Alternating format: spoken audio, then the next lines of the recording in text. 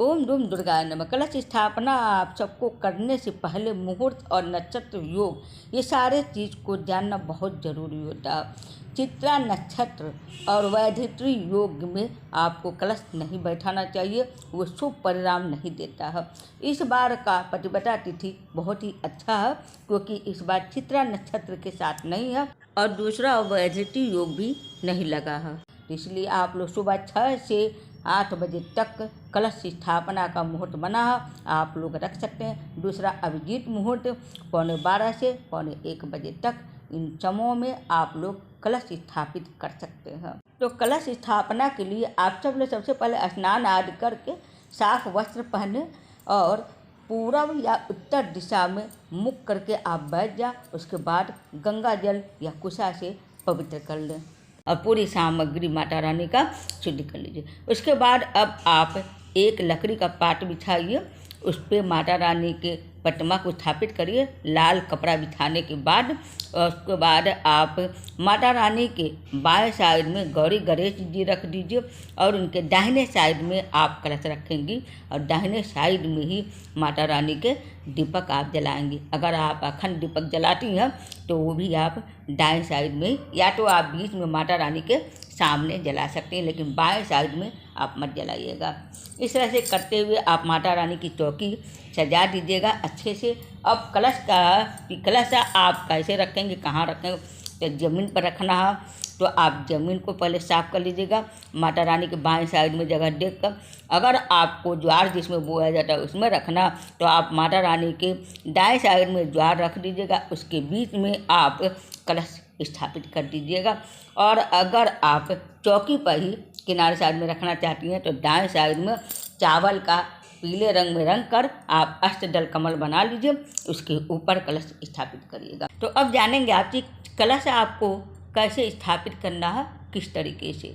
कलश अगर आप मिट्टी का बैठा रहे हैं तो मिट्टी का बर्तन होने की वजह से उसको पहले 1 घंटा भिगा दीजिएगा। उसके बाद आप निकाल कर धोकर साफ करके पानी भर कर रख लीजिएगा, क्योंकि इससे पता चल जाएगा आपको कि मिट्टी का बर्तन है तो चूट नहीं रहा। इसे करते हुए आप लोग उसके बाद पानी गिरा कर रख कर स्वस्तिक बना लीजिएगा, मौली बांध लीजिएगा, जगह रख दीजिए, उसके ऊपर ढक्कन रख दीजिए, उस पर खड़ा चावल पूरी तरीके से टूटा हुआ ना हो उससे भर दीजिएगा। अब आप नारियल का साफ करके थोड़ा सा उसका आँख जो है अपने साइड में रखिएगा ऊपर करके, और पूँछ उसका पीछे साइड में करके उसके ऊपर चुनरी और रस्सा सूती से बांध कर और स्वस्तिक जरूर बनाइएगा नारियल पर भी। उसके बाद आप एक किनारे रख दीजिएगा। इस तरह से करने के बाद, सारा इंतजाम करने के बाद, सबसे पहले आप ज़मीन पर मिट्टी से थोड़ा सा जगह को लीप लें और उस पर अष्टदल कमल बना, और उसके बाद आप मिट्टी का या बालू का वेदी बना लें, उसके ऊपर कलश रख दें। अब आप ज़मीन को दाएं हाथ से छू कर धरती माता से प्रार्थना करें, जो सबकी आश्रय भूमि है, जिसका भगवान वराह ने उद्धार किया, अनंत फसलों को देने वाली वसुंधरा पृथ्वी को नमस्कार है। ये कहते हुए धरती माता का प्रणाम कर लीजिएगा, अपने भूल चूक का क्षमा मांगेगा और माता रानी से प्रार्थना करते हुए आप हाथ वहाँ से हटा दीजिए। अब कलश को आप रख कर प्रार्थना करें, हे महिमामयी गौ, आप इस कलश को सूंघिए, इसके सोमार पोषक तत्व आपके अंदर प्रविष्ट हो, उस ऊर्जा को पुनः सहस्त्रों पोषक धाराओं द्वारा हमें प्रदान करें, हमें दुग्ध गौओं के पोषक प्रवाहों एवं ऐश्वर्य आदि की पुनः पुनः प्राप्ति हो। उसके बाद आप कलश को वहीं पर स्थापित कर दीजिए, वेदी पर या तो चौकी पर, या तो आप ज्वारे के ऊपर जहाँ रखना चाहते हैं उस पर स्थापित कर दीजिए। अब स्थापित करने के बाद जब आप पानी उसमें डालेंगी, सबसे पहले थोड़ा सा गंगा जल डाल दीजिए, उसके बाद आप सादा पानी डालिएगा। तो डालते वक्त आप सप्त नदियों का स्मरण करिएगा, वरुण देवता का स्मरण करिएगा, उसके बाद आप पानी को डाल दीजिएगा। अब आप अनामिका अंगुली से कलश में चंदन डालें, इसमें हल्दी डालें, फिर दुर्वा डालें, सुपारी, दक्षिणा और सिक्का डालें। और उसके बाद आप पंचरत्न भी डाल सकते हैं, और सप्त धान या जौ, तिल जो भी है वो आप भी डाल सकते हैं।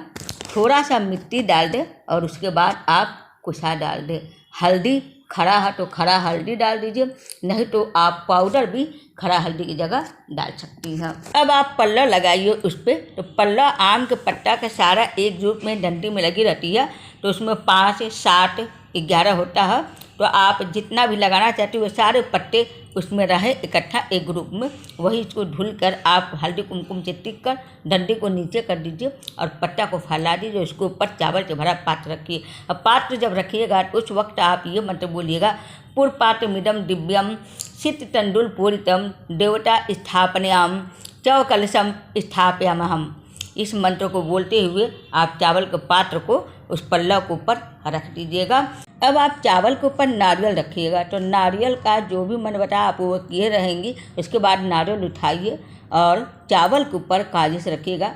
जो आँख है वो आप ऊपर साइड में अपने तरफ रखिएगा और जो पूँछ है पीछे साइड में रखिएगा। इस तरह से आप नारियल उस पर रखिएगा और भगवान जी से प्रार्थना करिएगा कि हे प्रभु, मेरा कलश आप स्वीकार करिएगा और जो गलती हो उसके भूल चूक का आप क्षमा करिएगा। अब आप कलश पर नारियल रखने के बाद और अक्षत कटोरी सारा सामान रखने के बाद आप कलश को ऊपर से चुनरी से या तो आप लाल कपड़े से बांधकर कलश को रख सकती हैं, या तो आप कलश को पहले से ही सजा कर अच्छे से रखे रहेंगे, या तो सजाया कलश मिलता है रेडीमेड, वही आप खरीद कर रख सकती हूँ। वैसे जितना अगर कलश को सजा कर रखा जाए उतने ही ज़्यादा माता रानी खुश होती हैं। तो ये आपका कलश मतलब वहाँ पर रखा गया और स्थापित हो गया। अब आपको पूजा प्रारंभ करना। अगर आप 9 ग्रह सुपारी से बनाना चाह रहे हैं तो आप लोग चौकी पर ही माता रानी के सामने थोड़ा थोड़ा चावल रखकर उस पर 9 जगह सुपारी रख दीजिए। उस तरह से भी आप पूजा कर सकती हैं। और नहीं तो आप यंत्र 9 ग्रह का रख लीजिए कलश के पास ही, उनका पूजा करिए।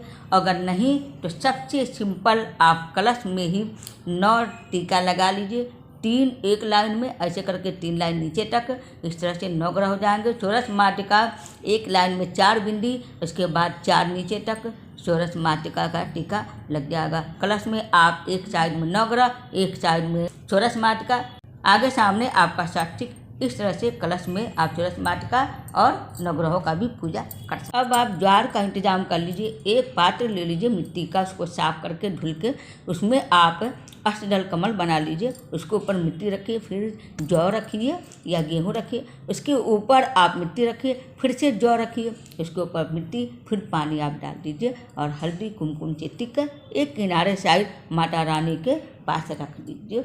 इस तरह से हो गया आपका कलश, ज्वार और माता रानी की प्रतिमा आप स्थापित कर दिए, मतलब रख दी हैं। अब आपको पूजा प्रारंभ करना। तो सबसे पहले आपको दीपक जलाना है। तो दीपक जलाने से पहले आप व्रत अगर 9 दिन रख रहा है तो व्रत का संकल्प ले लीजिए। दीपक 9 दिन जलाना अखंड दीप, तो इसका भी आप संकल्प कर लें। संकल्प करने के बाद आप दीपक को प्रज्वलित कर दीजिए, यानी कि जला दीजिए। उसके बाद आप कलश का पूजा प्रारंभ करिए सबसे पहले, क्योंकि कलश के पूजा के बाद ही माता रानी की पूजा होती है और कलश में ही माता रानी का भी पूजा किया जाता है। तो आप सबसे पहले वरुण देवता का आह्वान कीजिए, हाथ में अक्षत पुष्प लेकर। उसके बाद आप वहीं पर कलश के नीचे रख दीजिए। उसके बाद उनको आसन समर्पित कीजिए, 5 फूल रख दीजिए आसन के लिए वहीं पर कलश के नीचे। अब आप उनको अर्घ्य समर्पित कीजिए और पाद्य समर्पित कीजिए। और उसके बाद आप अक्षत, फूल और हल्दी, कुमकुम, नैवेद्य और दक्षिणा, ये सारे सामग्री आप वहीं पर कलश के पास रख दीजिए। पूजा करने के बाद धूप दिखाइए, दीप दिखाइए और भूल चूक का क्षमा मांगिए और पूजा अपना समर्पित कर दीजिए। इस तरह से आपका वरुण देवता का पूजा हो गया। इसी तरह से आप गणेश जी का पूजा करेंगे, उसके बाद दुर्गा जी, इसके बाद सारे देवताओं का, इसके बाद आप 9 ग्रहों का, चौरस माटिकाओं का इसी तरह से पूजा करेंगे। सारे लोगों का पूजा करने के बाद आप इधर गणेश जी का पूजा फिर से करेंगी। माता रानी की प्रतिमा के पास जो गणेश जी रखी हैं, गणेश जी का आप लोग पूजा करिए, उनको वस्त्र समर्पित करिए।